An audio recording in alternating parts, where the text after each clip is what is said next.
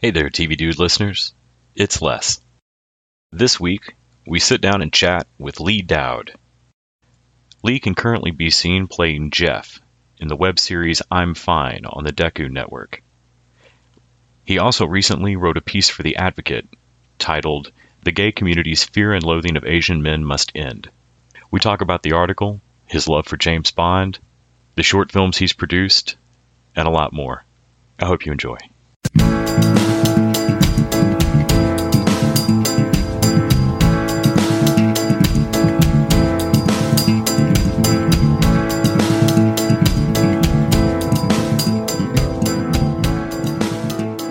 Hi, Les. How are you? Doing great. How are you? I'm doing really well, thank you. Happy Monday. Happy Monday to you. Thanks so much for doing the interview. I really appreciate it. Yeah, thanks for having me. I've only gotten to watch a couple of episodes of I'm Fine, but I had also read your recent piece in The Advocate, which was wonderful. Can you talk a little bit about getting the call to write that commentary or how that came about? We were doing some PR for the show when the second season came out, and we started talking a lot about my character's date that takes place in season 2. And we actually kind of went public with the fact that the date stemmed from some of my own personal experiences. And The Advocate actually approached the creator, Brandon, to write a piece about racism within the gay community. And Brandon actually just instead passed it over to me and asked if I would write a piece about my own experience, stuff that I had shared with him that inspired a bit of our storyline in season 2. And that's how that came about. I didn't really expect for the piece to have as strong of a response as it did. And it's been incredibly humbling to hear from people who have similar experiences, people just thanking me for sharing my own. I was really nervous, I think, when the piece came out. I was kind of nervous to be under scrutiny, and the positive response was incredible. It was really, really eye-opening, and just really beautiful. I felt like you pointed out a few things in there that were just really glaring blind spots that, in 2018, people will say things like, not racist, just my preference, no Asian guys. Right. Like this fetishization of race. I liked how you approached the article in general, the way you ended it with, this should be a conversation we're having. It's not not trying to win anybody over or have the last final conversation about it ever. And I wanted to ask, how has that response been? How has that conversation gone since the publication? It's been really amazing. Even last night, I had somebody reach out to me on social media and just, they told me what an impact my sharing had on them. And, this came from someone who, he's an Asian American male who has white parents. He was adopted. And so he has a similar experience, only having had really the, I guess, white perspective in his life, and not ever, but then also being treated like an other. This conversation has been incredible. I've gotten a lot of really great opportunities to talk to some really amazing people I never would have been connected to otherwise. I'm speaking at a university in Chicago next month. I'm talking to a producer about doing a documentary about the Asian American male experience in Western culture. This is something I don't really want to back down from this any longer. I think, we've been silent for so long about this marginalization, both within the LGBT community and outside of it. And I think it's about time that we're not only represented in media, but we're not just represented as the nerdy sidekick or, the tech kid, the MIT student, whatever it is, that we're multifaceted. We're multi-dimensional and have stories to share. I think it's about time we start seeing some Asian American leading men in Hollywood. Romantic leads in film and television. It's only a matter of time. Obviously, this doesn't change overnight, and that's kind of why I ended my piece the way I did. I wanted people to stay involved in the conversation. I didn't want this to be an accusation of any sort against anybody, but really just a call to action to start changing the way we think about, attraction. And looking deeper into where some of this may stem from. Yeah. The crew or the creators behind Crazy Ex-Girlfriend, for example, wanted to make sure that their male lead, that Josh Chan, was Filipino and that they presented his culture, partly because they were setting it in a town that has a Filipino culture there, and they wanted to represent that. Right. And it shouldn't be as striking as it was on television, but it really made it glaring that this hole in other entertainment, like where are Asian male leading men. Is there a reboot or a role that you would love to have? Was there something as a kid that you regardless of it representing you then, that you'd love to have now? I mean, I've always said, ever since I was a kid, I've always said that I wanted to play James Bond. Sean Connery was like my ultimate hero growing up. From Russia with Love is probably my favorite Bond film. So I think just even being able to see another iteration of James Bond would be amazing to me. I know there's been discussions in Hollywood of, actors like Idris Elba or, actors of color playing that very iconic role. And that if I could just see that in my lifetime, I would be so happy. To be considered for it would be a dream come true. But I just think there is a lot out there.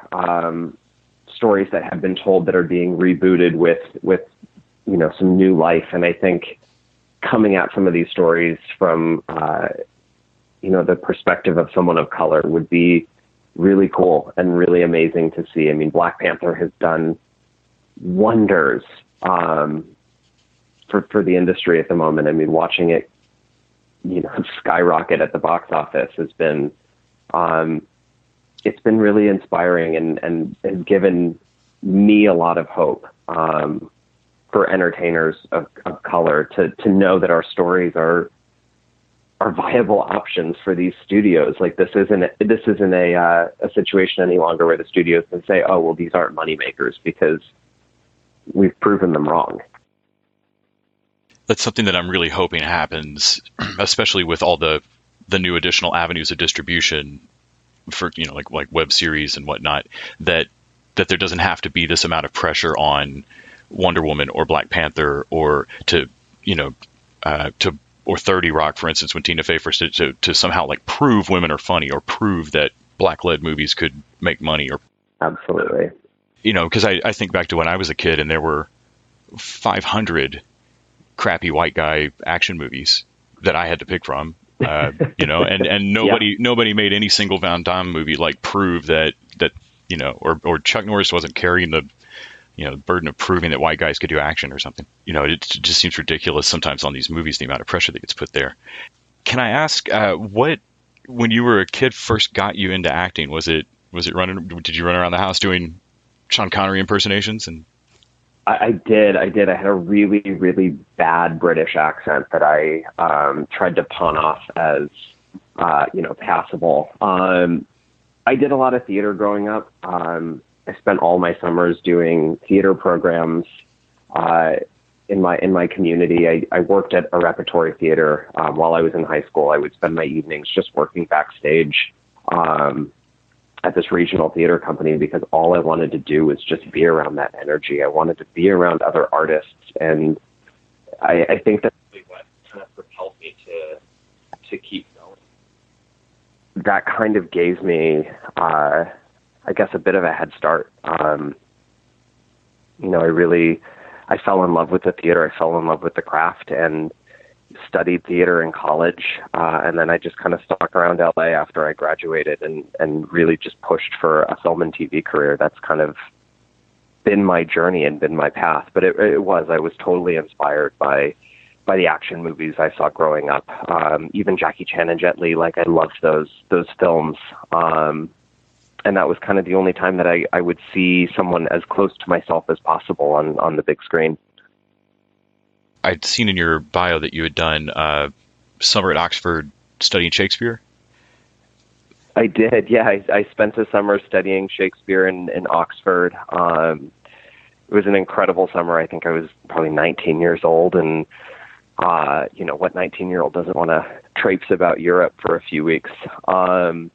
But yeah, I did. I did an Oxford theater program while I was in college as an exchange study abroad situation, and it was amazing, incredible. Did you have a particular favorite role or play that got you into Shakespeare? I know almost all of us were made to read some of it in school, but was there something that made it click for you? Oh man, I guess my favorite comedy would be Midsummer Night's Dream. It's actually been that's a story that has been in my family for a long time. My aunt is a big Shakespeare fan, and Midsummer is her favorite. She wrote actually a book, and all of the characters in the book are named after characters in Midsummer, like Thisbe and Puck and all of them. But I think my favorite tragedy would probably be the Scottish play Macbeth. I got to do it in high school. I played Macduff. It was so fun. It was dark. It was gritty. It kind of, gave me a little bit of an urge to continue in some of this dramatic, tragic storytelling. I loved it. Can you talk a bit about booking that first film? What that was like coming out of college? And my very first film, I was actually still in college, believe it or not. I had signed with an agent a couple of years into my time at UCLA, and the faculty did not like that. Like looking back on it now, I understand that they wanted me to focus on my education, but I was always a little ahead of myself. I constantly just wanted to be involved in everything. But I do remember getting the call for the first movie I ever booked. It was a comedy. And I, took, I think probably a week and a half off of class. And I remember coming back to school after shooting this movie, and, I was behind. Some of my teachers were threatening to lower my grades. And I was like, but I just worked. I just got to do something that I'm working towards here at UCLA. Like, I understand, sure, there's a few obligations here and there, but, for me, I was sitting there going, but I just had work experience. And I got to do that while still having the safety net of, the education system behind me. So, when I first started auditioning, I knew that even if I fell flat on my ass, it was going to be okay. That I still had UCLA to kind of catch me for at least a couple of years. So I felt, once graduating and moving into the working world, I felt like I actually was ahead of my class a little bit because I had a little bit of experience, and I wasn't just kind of thrown out into the middle of the sea and struggling to swim. I kind of had a little bit of, footing, if you will, once I graduated. And I know that you've moved into producing as well, which just seems natural after having spent time backstage in a theater in high school, just stage management to the next level. Is there something you particularly enjoy about producing, or how do you define your role or on set doing that? I guess now I've produced 2 shorts and 2 features. And, these were all they were passion projects. These were projects my friends had brought to me and asked if I wanted to work on. And I kind of just dove in knowing that I would pick up whatever job they needed me to do, and really just assist in making sure that the story got told properly. I guess the most fond memory I have is a film we did a few years ago called The Amateur. It actually just hit Amazon streaming, Amazon Prime. But we spent 3 weeks running around Los Angeles with very little budget, a dream to throw this movie together. And the final product is beautiful. Like, it really encompasses so many of these journeys that people, these artists, go on when they come into this city of dreams. And it really, it's a beautiful, beautiful film. I'm really proud of it. And we also got so many locations that,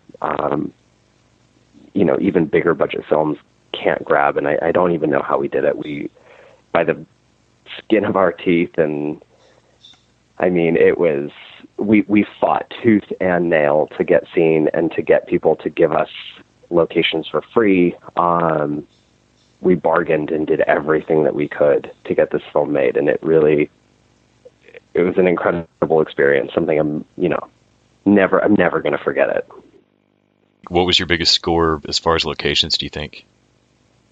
Oh man, we shot at there's one loft that we shot at downtown. I think a lot of those scenes actually wound up getting cut from the final version of the movie. But it's the Pacific Electric building that's downtown. We knew someone who had a loft in there, and we got to shoot in there, which was really, really cool. We shot all around LA. Like, there's so many. When you watch the movie, you can see just every iconic little spot in LA.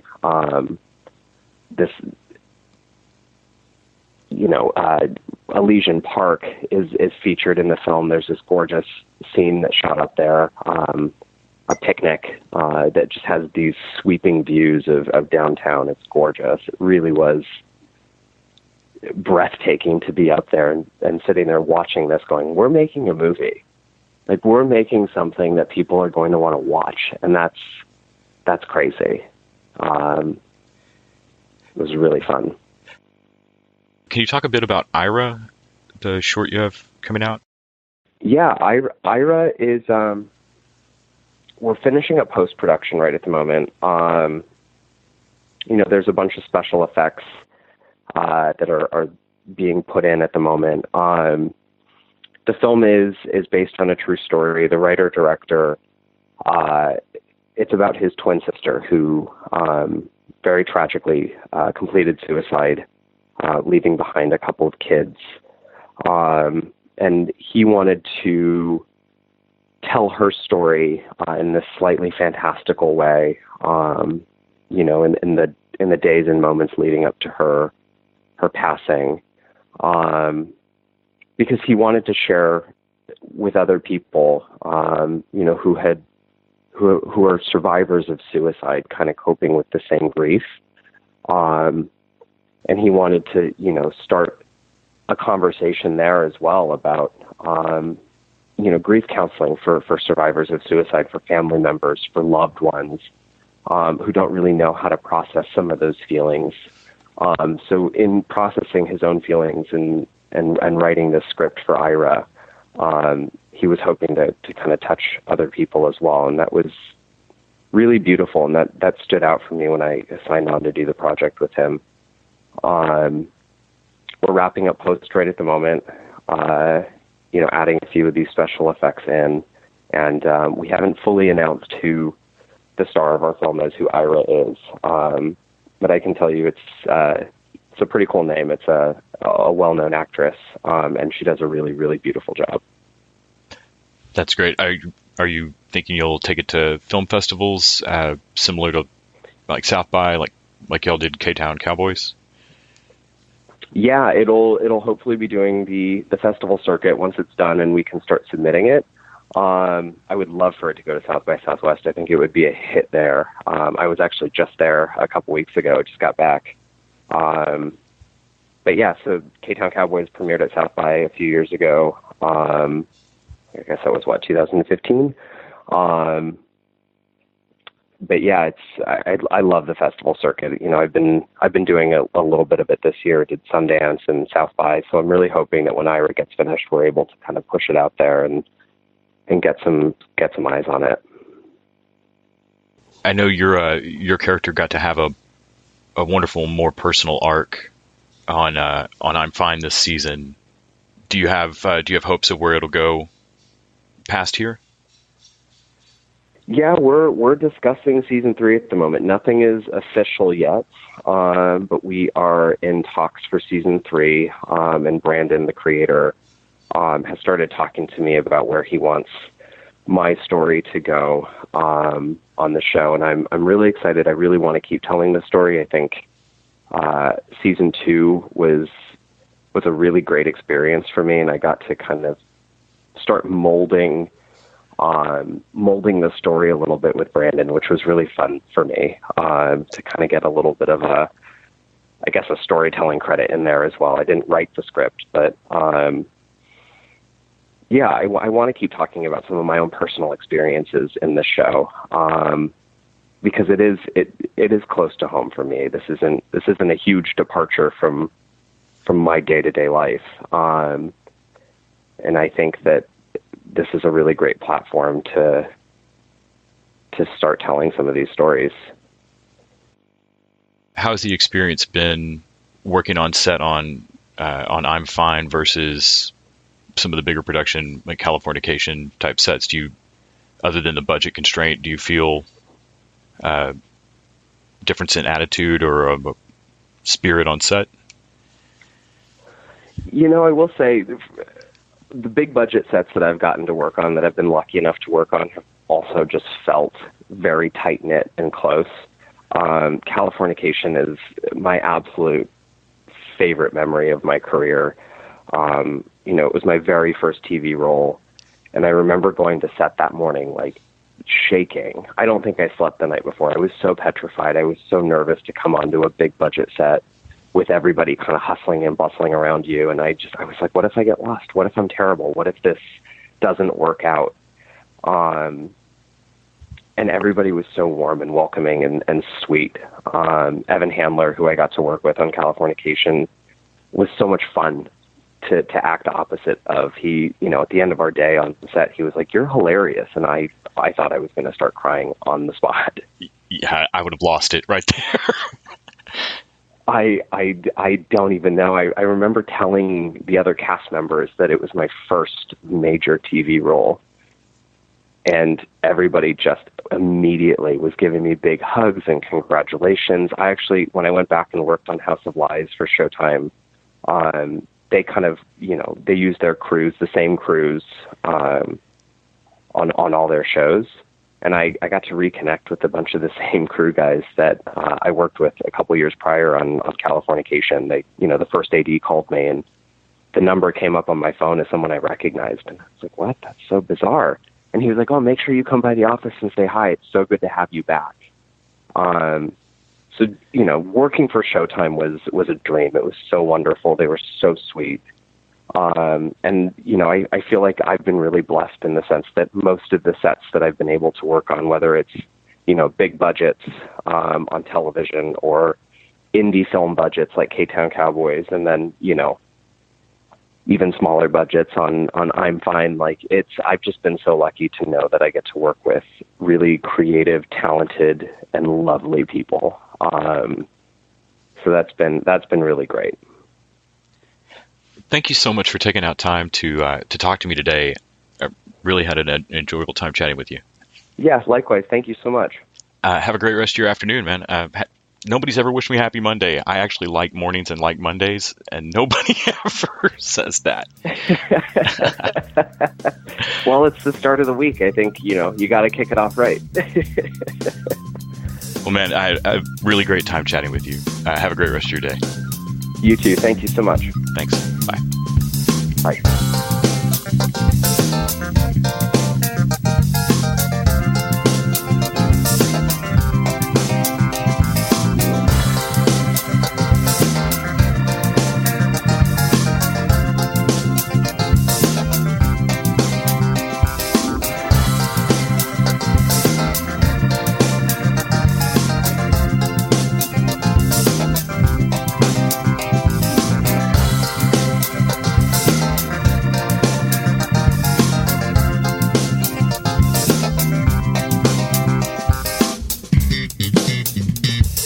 The TV Dudes is an independently run podcast and a member of the Permanent Record Podcast Network. We are exclusively listener-supported. If you'd like to help us out, please go to patreon.com/tvdudes. You can like us on Facebook and Twitter at TV Dudes, and help us out on iTunes by giving us a 5-star rating and writing a review. To find out more about us, go to thetvdudes.com and permanentrcrd.com. I'm Grant Davis. Thanks for listening.